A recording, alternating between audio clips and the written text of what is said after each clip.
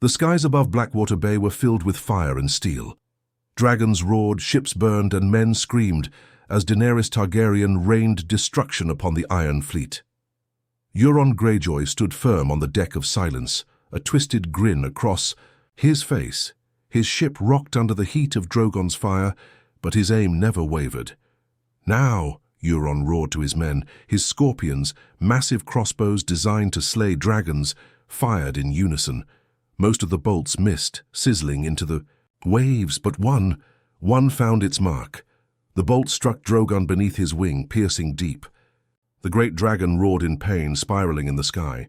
Daenerys clung to the saddle, fighting to regain control. Blood sprayed into the air like crimson rain. Euron laughed like a madman. "Bring her down!" he bellowed. Another volley followed. One more bolt, smaller but perfectly aimed, soared through the sky and struck Daenerys herself. The world seemed to freeze. The mother of dragons, the breaker of chains, the unburnt, let out a sharp gasp. Her body slumped over Drogon's neck. Drogon shrieked in fury and agony, twisting and diving toward the sea. From the cliffs, Tyrion Lannister watched in horror as the queen he had pledged his loyalty to tumbled from the skies. Jon Snow, sword drawn and ready for battle, felt the weight of fate shatter his heart in an instant. Grey Worm, leading the unsullied charge, faltered, sensing the shift without even seeing it. As Drogon crashed into the waves, creating a massive explosion of steam and foam, Euron Greyjoy raised his arms triumphantly. "The Dragon Queen is dead!" he screamed to the heavens. "The Iron Islands rule the seas." But even in that moment of victory, the world began to crack apart. The surface of Blackwater Bay boiled where Drogon had fallen. For a terrifying moment, it seemed as though the great beast had perished alongside his rider. Ships nearby rocked violently from the force of the impact, sailors thrown overboard like broken dolls. Euron Greyjoy leaned over the edge of Silence, his grin wide, triumphant and cruel. The air stank of salt, fire, and death. Around him, the Iron Fleet roared in celebration. They had done the impossible. They had slain the Dragon Queen. But the celebration was premature. From the heart of the bay, a monstrous shriek echoed out. Drogon burst from the waters, wings soaked and torn, eyes glowing with an unspeakable rage. Upon his back, Daenerys' lifeless body was slumped over, her silver hair floating like a banner of defeat.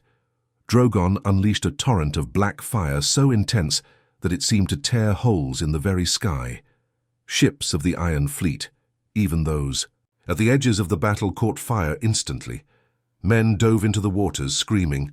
The proud banners of the Kraken burned to ash. Euron's smirk faltered.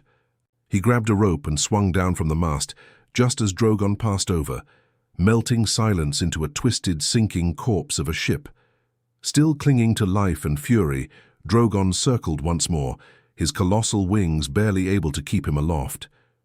Tyrion, watching from the cliffs, realized that the dragon wasn't fighting a battle anymore.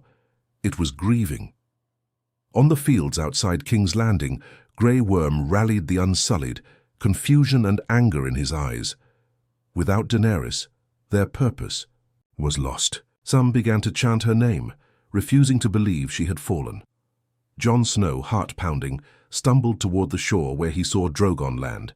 The dragon placed Daenerys' limp form gently on the sand, nudging her with his snout, as if willing her to awaken. She did not move. Jon approached slowly, unarmed, his face a mask of sorrow. Drogon turned his burning eyes toward him, recognizing him, the one Daenerys loved, the one she had trusted. But grief had twisted Drogon's soul. With a roar that shook the very stones, he snapped his wings open and launched into the sky. Daenerys' body clutched gently in his claws. Higher and higher they rose, until they disappeared into the thick clouds. Jon fell to his knees, the weight of failure crushing him. Behind him, a new storm was brewing, and this one wasn't in the sky. Without Daenerys, Westeros would have no mercy, no dream of freedom. Only blood, steel and vengeance, and the wheel she had sworn to break would be reforged, stronger and crueler than ever. The death of Daenerys Targaryen spread like wildfire across Westeros. By nightfall, every camp, every alley, every hall, whispered the same thing. The Dragon Queen is dead. In the Red Keep, Cersei Lannister toasted her victory. Clad in black and red, she stood atop the highest tower, goblet in hand, as the remains of the Iron Fleet burned below. "Let them feast on each other now," she purred, watching the chaos unfold. "Let them tear themselves apart." But not all celebrated. At the Targaryen camp outside the ruined city walls, tensions rose to a boiling point. The Unsullied, leaderless and furious, demanded blood. Some wanted immediate revenge against the Ironborn. Others whispered darker things, that betrayal had come from within their own ranks. Jon Snow met with Tyrion and Davos in the broken war tent. Grief hung heavy in the air. Grey Worm stood nearby, silent, his hand never straying far from his dagger. "We have no queen," Jon said quietly, voice rough from emotion. Tyrion looked older, more broken than Jon had ever seen him. "We have no peace either." Davos, ever the voice of reason, leaned forward. "The people will not follow chaos, lads. They'll follow strength. They'll follow the one who can end this war before it burns the whole bloody realm." The unspoken truth lay heavy between them. "Jon, I don't want it," Jon said immediately. "It doesn't matter," Tyrion replied. "Want has nothing to do with it anymore." Outside, soldiers from across the continent were forming into factions. Some still flew Daenerys' banners, vowing revenge. Some turned to Sansa Stark in the north, calling for independence. Others looked toward Cersei, preferring the devil they knew over the storm they didn't understand. And amidst it all, rumors began to spread. Jon Snow is Aegon Targaryen, the true heir. Grey Worm approached them, his face a mask of stone. "What now, Jon Snow?" he asked in his hard, clipped voice. "We fight?" Jon hesitated. He thought of Dany's dream of a broken wheel, of a new world born from fire and blood. He thought of her smile, her hope, the way she had believed it possible. And he thought of her body, lifeless in Drogon's claws, soaring away to God's new where. "No," Jon said, his voice steady. "Not with fire, not with rage." He looked Tyrion in the eye. "We end this with words." Tyrion arched a brow. "Words or swords?" Jon didn't answer. Maybe he didn't know the answer himself. One thing was clear. The death of Daenerys had not saved Westeros. It had cursed it. And soon the Game of Thrones would begin again, bloodier, darker, and far more merciless than ever before. The Iron Throne sat gleaming in the ruins of the Great Hall, untouched. By the fires of battle, jagged and cruel, it beckoned to anyone daring enough to claim it. And Cersei Lannister, in her midnight black gown, had no intention of sharing it with anyone. Her coronation was swift and brutal. With Euron Greyjoy dead, the remnants of the Iron Fleet under her command swore loyalty anew. Gold cloaks paraded through the streets, hanging those who dared utter Daenerys' name. The people of King's Landing, broken and terrified, bent the knee or died. In the north, word reached Winterfell, faster than a raven's wings. Sansa Stark, standing atop the battlements, read the message with cold fury. "Cersei claims the realm," she said aloud, "and what remains of Daenerys' armies are scattering like leaves in a storm." Arya, standing beside her, said nothing. Her hand rested on the hilt of needle. Her eyes burned with something beyond anger. Purpose. "We cannot allow her to rule," Sansa declared, "but we cannot defeat her alone." Meanwhile, Jon Snow returned to the Targaryen camp to find chaos. Half the Unsullied had deserted, heading for Nath. The Dothraki, leaderless, raided small villages, on their way back to the sea. Only a few loyal commanders remained, men and women who believed still in the dream Daenerys had planted. Tyrion found Jon staring into a dying fire that night, his face hollow. "You know what must be done," Tyrion said softly. Jon didn't move. "I am not a king." "No," Tyrion said. "You're something better. You're the last hope they have." But Jon felt no hope within himself, only an endless gnawing guilt. In the shadows of their camp, a secret council formed. Tyrion, Davos, Grey Worm, and a few surviving lords who had once pledged to Daenerys. They had a plan. Not open war, but swift action. A strike at the heart of Cersei's power, And Arya Stark, listening unseen, made her own silent promise. She would kill Cersei Lannister herself, no matter what cost it demanded. As Jon prepared for the final confrontation, one thought haunted him. Was this what Daenerys had fought for? A realm still torn apart by ambition, hatred, and blood. The next morning, Jon mounted a black horse and began the ride toward King's Landing. His banner flying not with the dragon of House Targaryen, but with no sigil at all. He would not claim a throne. He would not burn a city. He would bring justice, or die trying. The sun rose blood-red over King's Landing, casting long shadows across the city's scorched walls. Jon Snow rode at the head of a small, determined force, unsullied veterans, Northmen loyal to Sansa, and a handful of knights who remembered the dream Daenerys once carried. The gates of the city loomed ahead. Banners bearing the golden lion of Lannister fluttered mockingly in the breeze. Jon dismounted. He would not storm the city like a conqueror. He came to end the bloodshed, not spread it.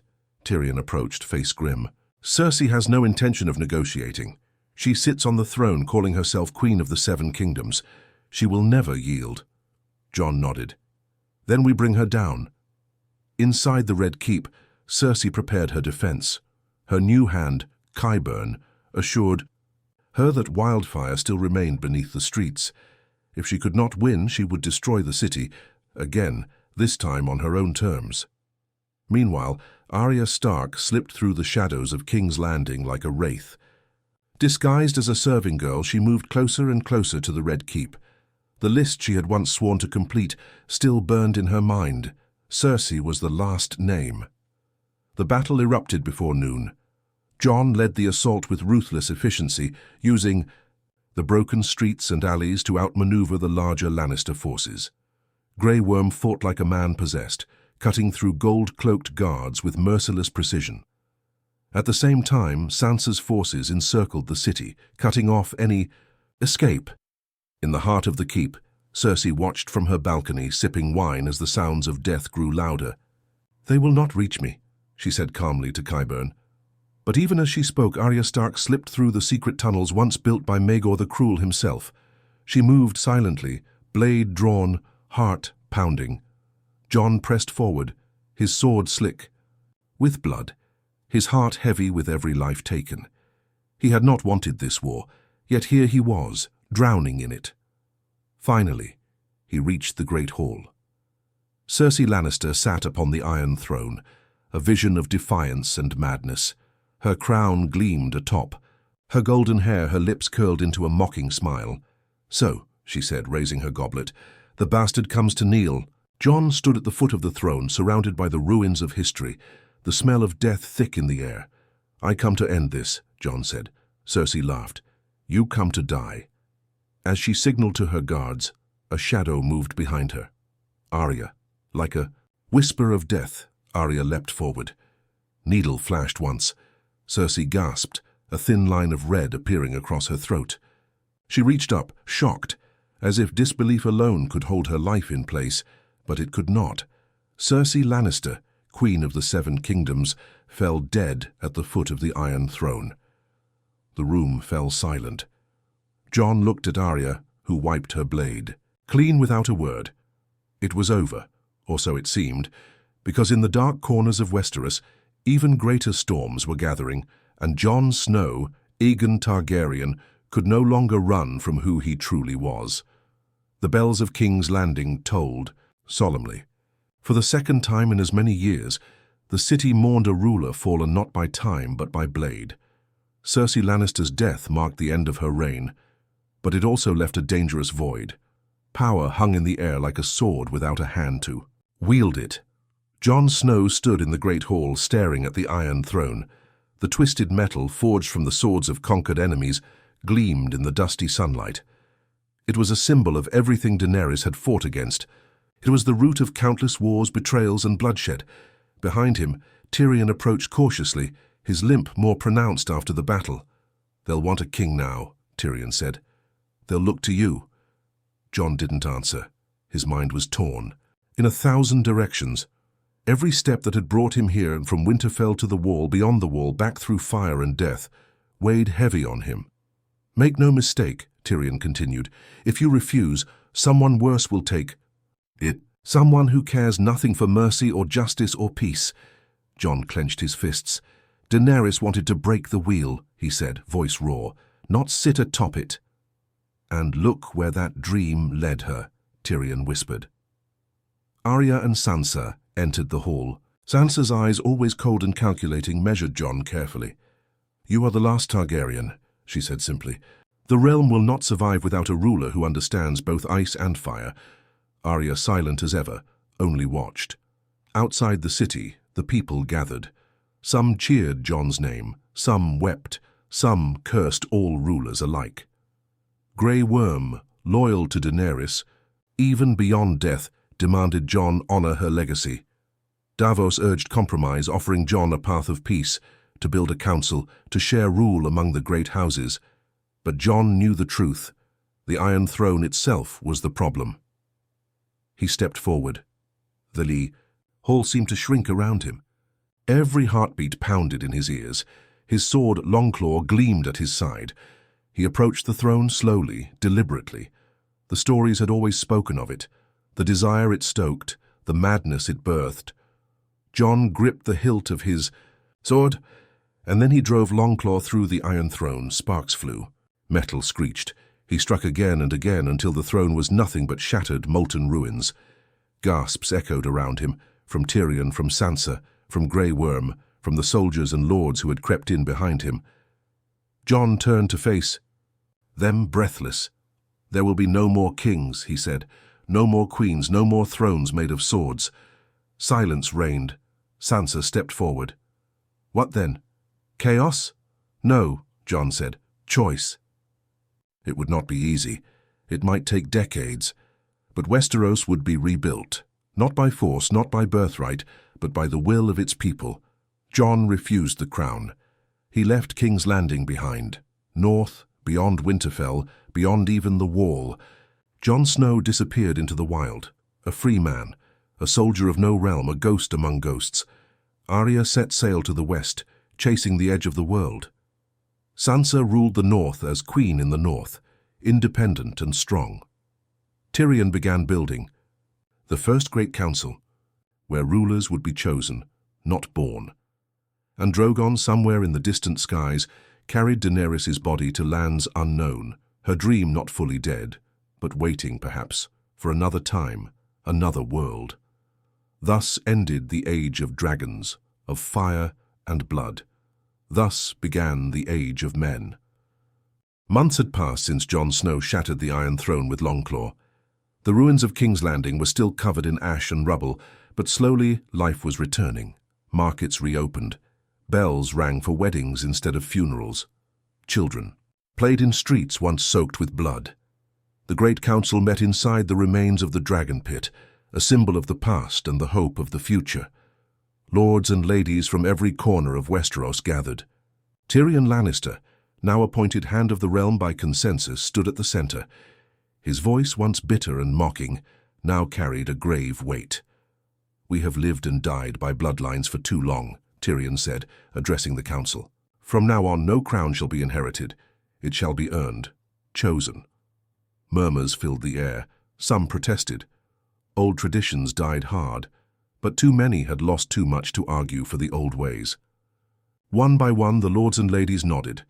Sansa Stark sat among them, her red hair gleaming like a banner of the North. She had already declared the North's independence, and none had dared challenge her. She ruled Winterfell as queen in the North, wise and unyielding. Arya Stark was not present. She had sailed west, beyond the maps, seeking what lay past the edges of the known world. Some said she chased freedom, others whispered she chased death itself. Brienne of Tarth sat near Tyrion, now Lord Commander of the Kingsguard. What little of it remained. She wore white armor polished to a brilliant shine, and in her eyes burned the memory of every vow she had sworn. Samwell Tarly had a place of honor, too, clutching a thick tome to his chest, a history of all that had transpired. He called it A Song of Ice and Fire. It was not finished yet. Perhaps it never would be. And Jon Snow. Jon was gone.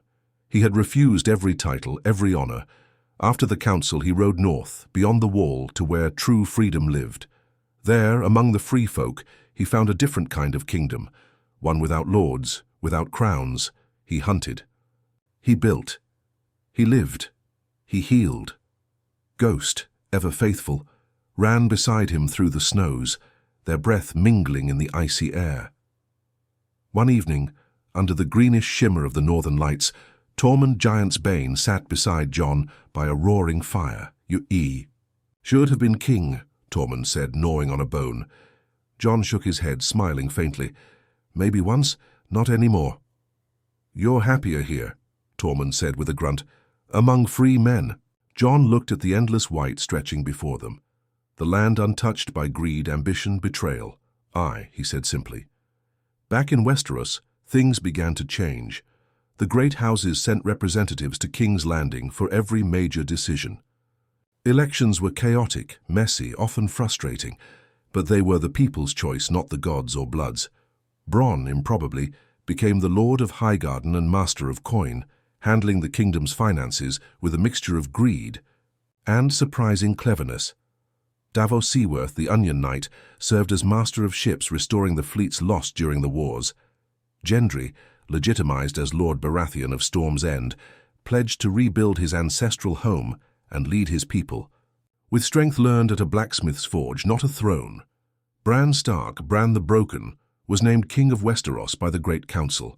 Though he ruled with a strange, distant wisdom, letting others manage day-to-day governance, his mind seemed to linger always beyond the present, glimpsing fates no one else could see. He did not seek glory. That, perhaps, made him the ruler Westeros needed most. Under his reign, the lands healed, slowly, painfully, but they healed.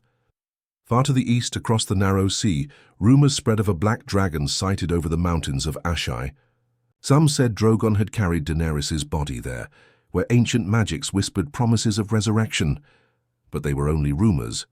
Or perhaps, as Tyrion once said, "In Westeros, even death is never quite the end." One night, Tyrion stood alone, atop the broken walls of the Red Keep, a goblet of wine in hand. He watched the stars, feeling smaller than he ever had.